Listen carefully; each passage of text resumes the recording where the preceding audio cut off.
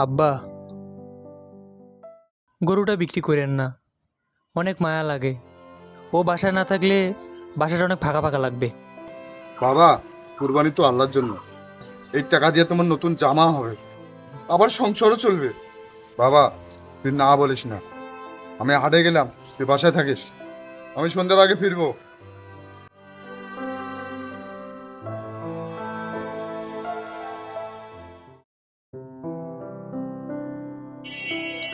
ভাই, আমি কম দিতে পারবো না ভাই। এই গরু আমি নিজের সন্তানের মতন পালন করছি।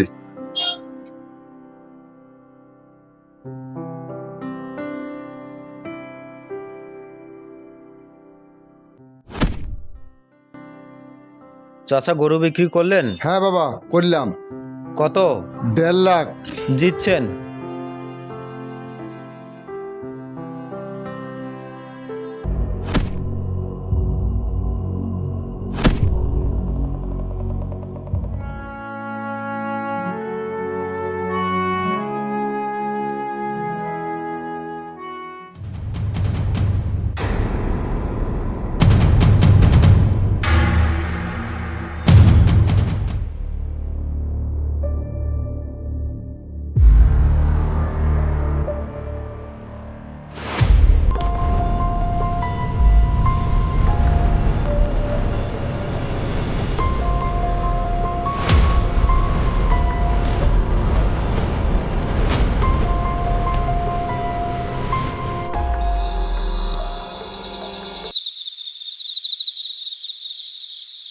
কি ব্যাপার?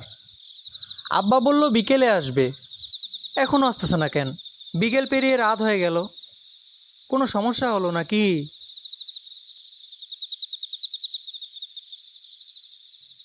আব্বা, তোমার এই অবস্থা কেন? সব কিছু ঠিক আছে তো? টাকা কই? বাবারে, আসার সময় ছিনতাইকারী সব টাকা আমার নিয়ে নিছে। কি? কিভাবে?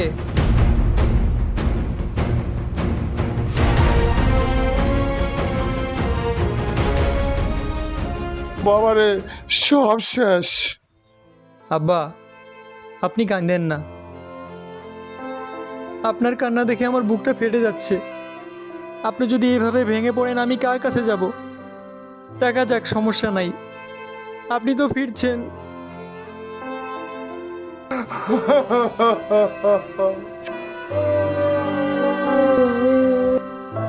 একজন মানুষের কষ্টের টাকা ছিনিয়ে নেওয়া তার পুরো পরিবারে হাসি ছিনিয়ে নেওয়ার মতো।